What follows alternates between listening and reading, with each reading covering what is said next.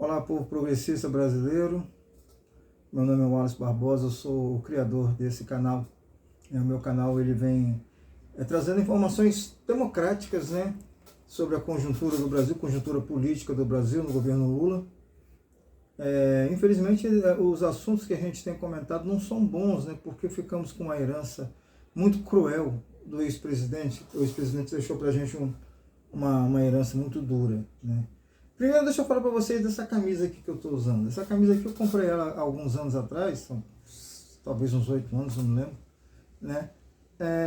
A camisa da seleção da Turquia. E é claro, né, pelo que está acontecendo na Turquia, eu postei uma foto no YouTube, né, e o pessoal gostou, tal, que não é de hábito, né, de comprar uma camisa na seleção da Turquia.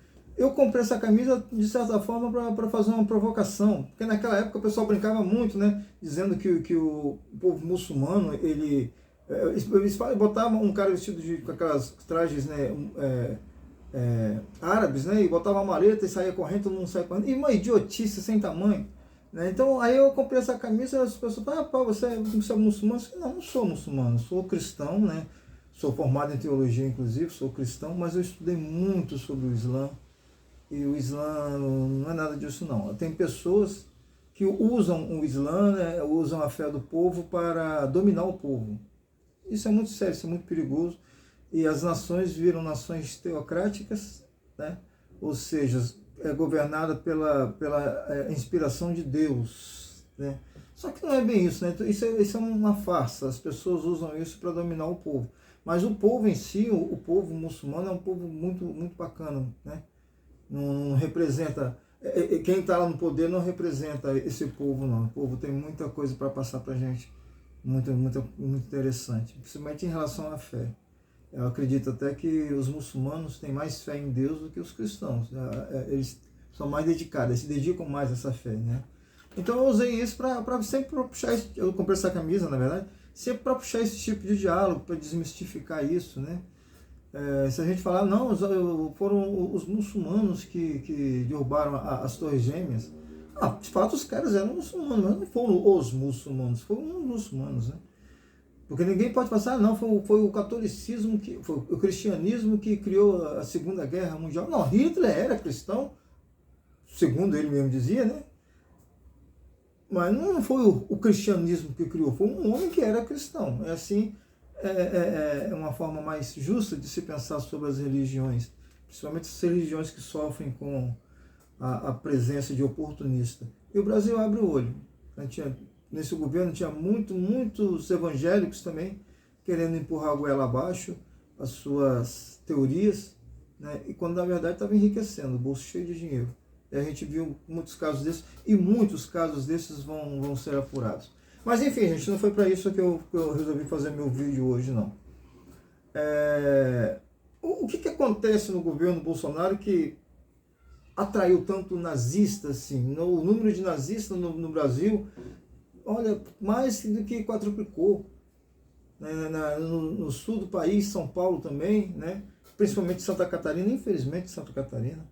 Né? Santa Catarina, para mim, hoje, nesse sentido, é um estado que me preocupa. Tem muitos neonazistas em Santa Catarina e que tentam, né, fazer um estrago muito grande. Mas por que o governo Bolsonaro se aproxima tanto dessa gente? Aí eu resolvi trazer aqui algumas informações, né, não só do Bolsonaro, como do governo Bolsonaro, das pessoas que cercam o Bolsonaro, das pessoas que estão ali no dia a dia com ele, que atravessaram, né, o dia a dia com o presidente Bolsonaro. Aí eu resolvi botar aqui algumas coisas aqui que ficaram claras, que ele tem sim uma ligação com o neonazismo e neofascismo, né, do Brasil e talvez até fora do Brasil. Primeiro, ainda como deputado, 1995, Jair Bolsonaro defendeu um estudante do Colégio Militar de Porto Alegre que havia escolhido Adolf Hitler, líder nazista, como o personagem histórico mais admirado. Quer dizer, o cara, ele foi lá e colocou no Colégio Militar. Botou Adolf, aliás, eu tenho uma hora eu vou fazer um vídeo sobre o Colégio Militar, o que isso significa para mim, qual a semelhança que tem um colégio militar com a juventude hitleriana. Tem muita semelhança. É um negócio que a gente tem que ficar muito atento com esse colégio militar. Então tá, aí esse rapaz do colégio militar escolheu o Adolf Hitler como personagem, né? Histórico mais admirado, personagem histórico mais admirado. E o Bolsonaro foi defender o rapaz. O cara colocou Adolf Hitler como personagem histórico mais admirado e ganhou a defesa do então deputado Jair Bolsonaro. Se o cara tivesse colocado Nelson Mandela, eu duvido se Bolsonaro ia aplaudir, ia fazer alguma coisa. Mahatma Gandhi, né? Mas Adolf Hitler, ele se moveu para defender. Jair Bolsonaro enviou uma carta em 2004 agora, 9 anos depois, uma carta a neonazistas brasileiros em 2004 que dizia: vocês são a razão da existência do meu mandato. Quer dizer, ele mandou para os nazistas: olha, nazistas, vocês, meu mandato a razão de existir o meu mandato é vocês. Meu mandato é dedicado a vocês. Sou deputado por vocês, para os neonazistas. Para os neonazistas. Quer dizer, é botar na cueca, né? Você não tem como se livrar de uma acusação também de ser nazista. Não há como, né? E quem descobriu isso foi a Adriana Dias, que infelizmente veio a falecer, acho que dia 29 ou 30 de janeiro desse ano, infelizmente. Uma historiadora incrível, uma antropóloga incrível, que tinha um trabalho muito intenso sobre essa questão do nazismo no Brasil. E aí ela pegou Bolsonaro em alguns, digamos assim, alguns atos, né? Algumas atitudes. A carta está até aqui. Eu não sei nem se vale a pena ler essa carta, que é uma carta grande, né? Deixa eu dar uma olhada aqui.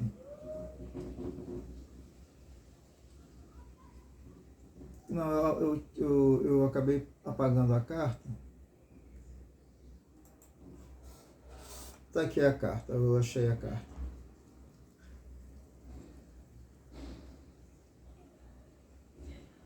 A carta dizia o seguinte: ao término de mais um ano de trabalho, dirijo-me aos prezados internautas com o propósito de desejar-lhes felicidade por ocasião das datas festivas que se aproximam. Votos ostensivos aos familiares. Todo retorno que tenho dos comunicados se transforma em estímulo ao meu trabalho. Vocês são a razão da existência do meu mandato. Em dezembro estou completando 16 anos de vida como parlamentar e 15 de efetivo serviço ao nosso glorioso Exército Brasileiro. Outro sim, informo que, como última atividade do corrente ano, protocolei um requerimento no sentido de realizar a sessão solene em homenagem aos militares das Forças Armadas assassinados no Araguaia. Caso deferido, a sessão contará com uma honrosa presença do coronel R. Ulisses Maciel, autor da prisão do guerrilheiro de Festim, José Genuíno.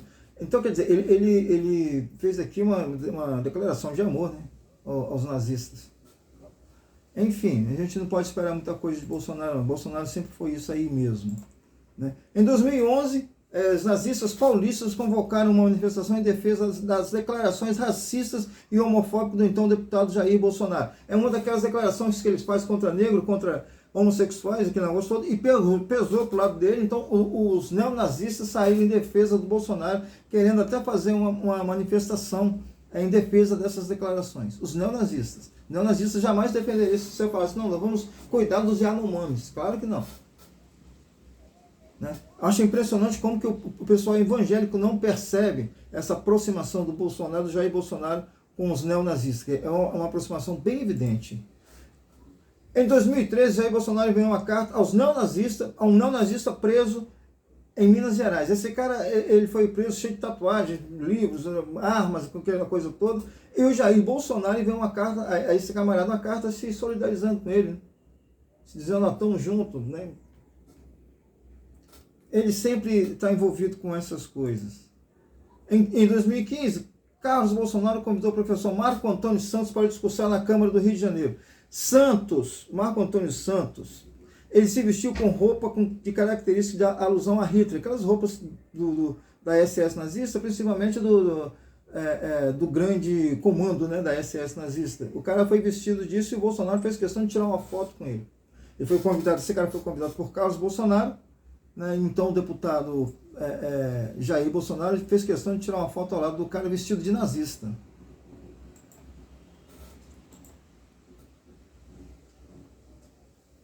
Felipe Martins, que era um assessor especial de assuntos internacionais, fez um gesto da supremacia branca americana, que é mais ou menos um gesto parecido com o símbolo de ok que aqueles mergulhadores usam. Eu não vou fazer o gesto aqui porque pode entrar numa situação fora do contexto, né? Que foi o Felipe Martins, que ele fez esse gesto no paletó, com a mão no paletó, ele fechou esses 2 dedos e deixou esses 3 dedos em abertos, né, que é uma alusão à supremacia branca americana, né?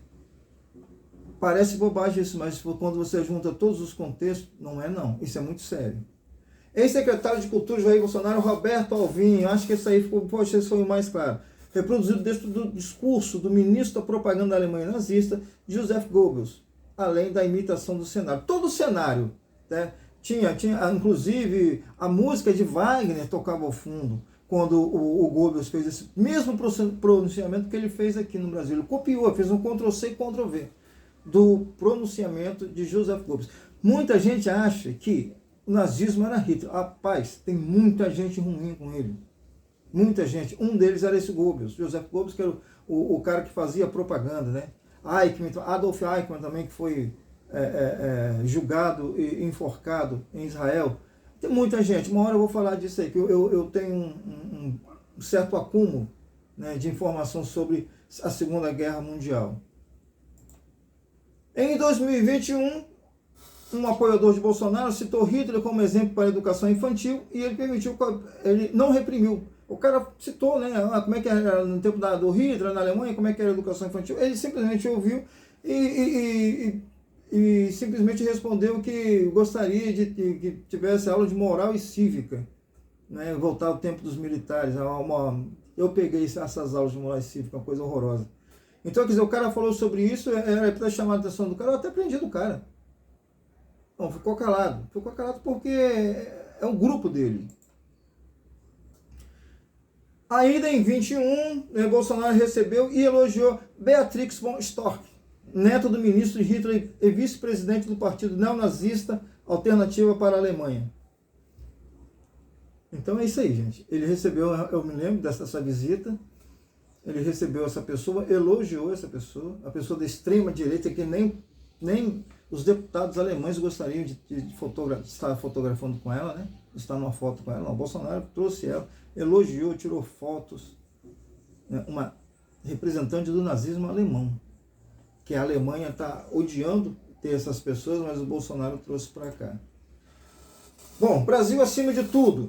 É um lema da Alemanha que seria Deutschland über alles, que significa Alemanha acima de tudo. Então, o Brasil acima de tudo, a princípio foi um Ctrl-C também, Ctrl-V da Alemanha nazista. Embora meu tempo de exército, que eu estive no exército lá em 83 e 84, você marchando, você tinha essa coisa, Brasil acima de tudo, infantaria acima de tudo, nem me lembro mais, né?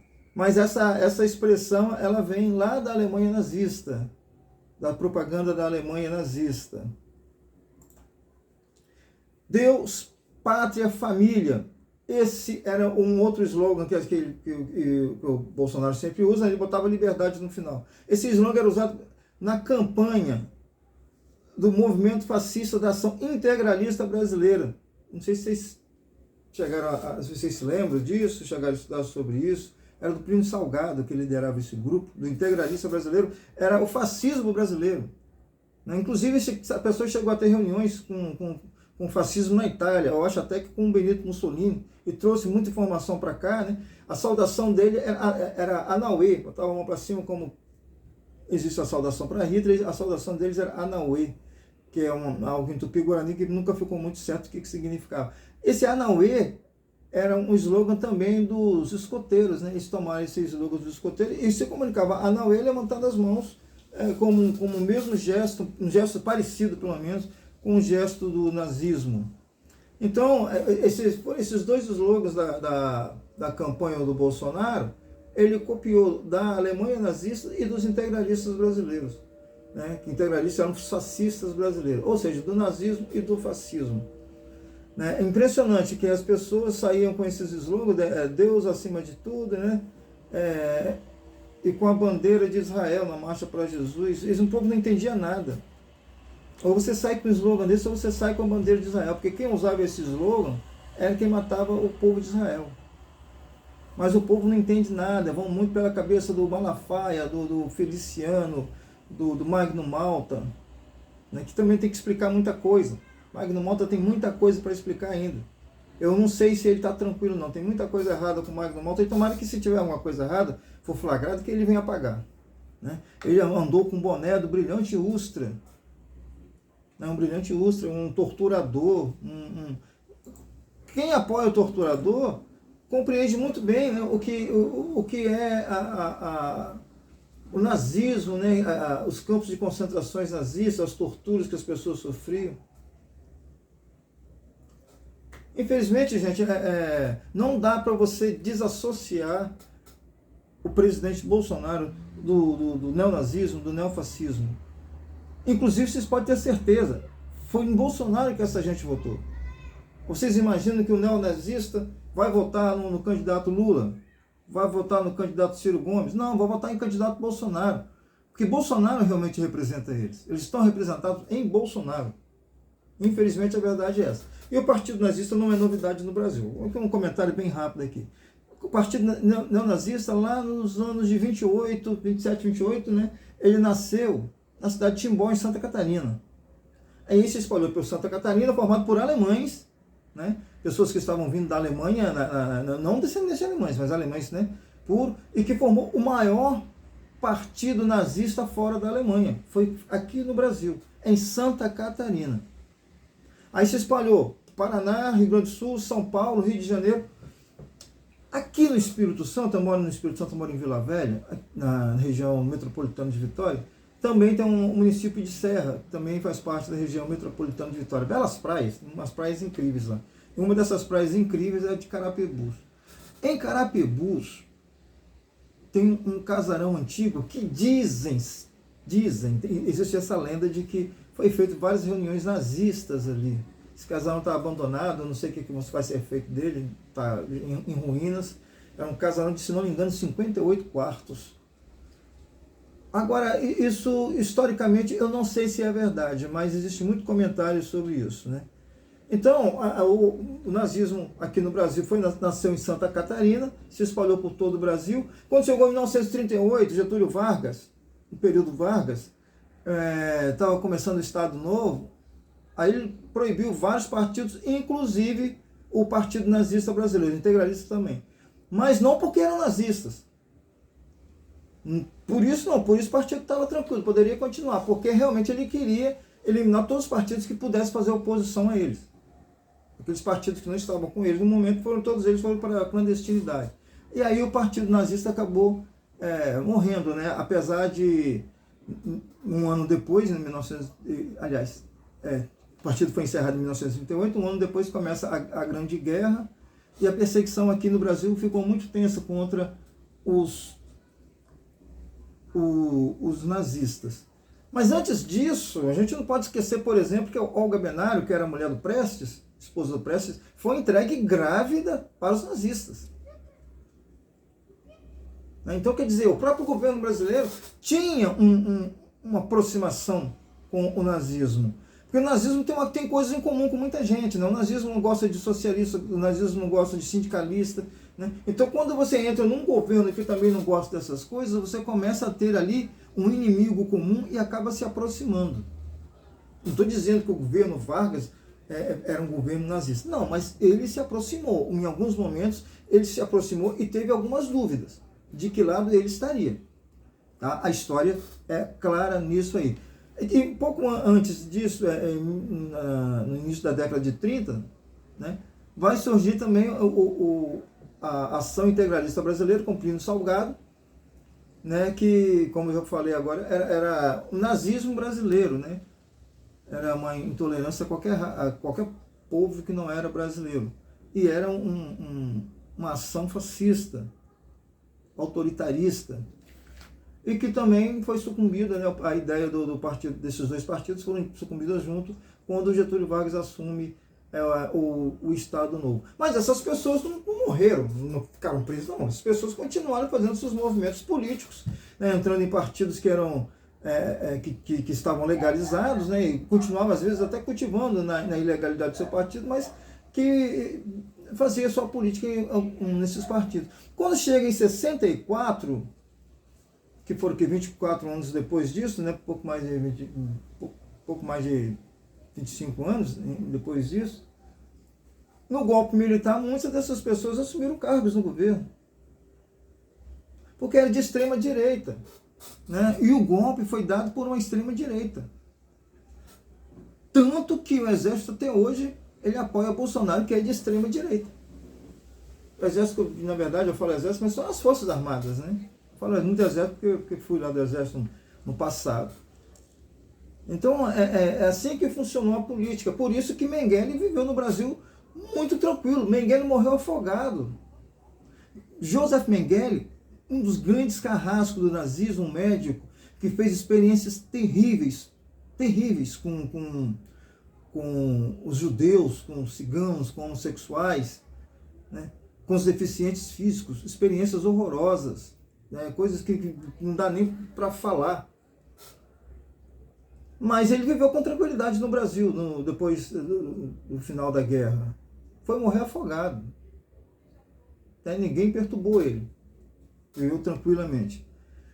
E protegido, né? Talvez protegido pelos militares. A preocupação dos militares era caçar aqueles que eles chamavam de subversivos. Carrasco nazista podia ficar tranquilo. Não só no Brasil. No Brasil, na Argentina. Tanto que o Eichmann foi preso na Argentina. Né? Eichmann trabalhava... talvez até na Mercedes-Benz, não tenho certeza, da Argentina, estava lá muito tranquilo. O Mossad, já fiz um vídeo falando sobre isso, o Mossad fez um sequestro espetacular do Eichmann, Adolf Eichmann, na Alemanha, e levou ele para Israel, onde ele foi julgado. Foi aí que a filósofa Hannah Arendt, ela assistiu o julgamento, e desse julgamento ela lança um livro que eu acho que eu levei para a sala, não está aqui não. Mas eu já falei desse livro, né? Do julgamento em Israel, onde ela cria a teoria da banalidade do mal. Então o mal sempre acompanhou a política de extrema direita do Brasil. E Bolsonaro é de extrema direita do Brasil. Bolsonaro não é de extrema esquerda, né? Não é de centro, é extrema direita. Muita gente, a nossa sorte é que Bolsonaro se tornou líder desse grupo, e Bolsonaro é um cara extremamente preguiçoso. Se isso cai na mão de uma pessoa com atividade que o Lula tem, por exemplo, nós estávamos ferrados. Ainda bem que Deus deu a capacidade desse cara liderar esse grupo miserável, mas deu a ele também uma preguiça enorme. E ele não andou, ele não liderou o grupo, agora corre o risco de ser preso. Muita gente desse grupo está até revoltado com ele. Ainda bem. Ele preferiu ficar andando de jet ski do que organizar esse grupo. Ainda bem. Porque seria uma catástrofe muito grande para o Brasil se Bolsonaro vencesse nesse propósito. Mas ele, além de ser muito burro, ele é muito preguiçoso. Deixou isso na mão de terceiros e a coisa não andou. Graças a Deus. Nós não viramos uma nação nazista, uma nação fascista, em que perseguisse todo mundo que não fosse de uma raça julgada por eles como superior. Eu trouxe aqui um breve, informações breves sobre essa situação, porque o meu vídeo já está com 24 minutos agora, por exemplo, né? É bom que os vídeos sejam um pouco mais curtos. Mas eu vou pedir a vocês, para vocês deixarem o like de vocês, compartilharem, e comentassem também, deixem o comentário de vocês e se inscrevam no meu canal. Eu fico por aqui, desejo a todos um bom final de tarde, uma boa noite, e que fiquem todos com Deus.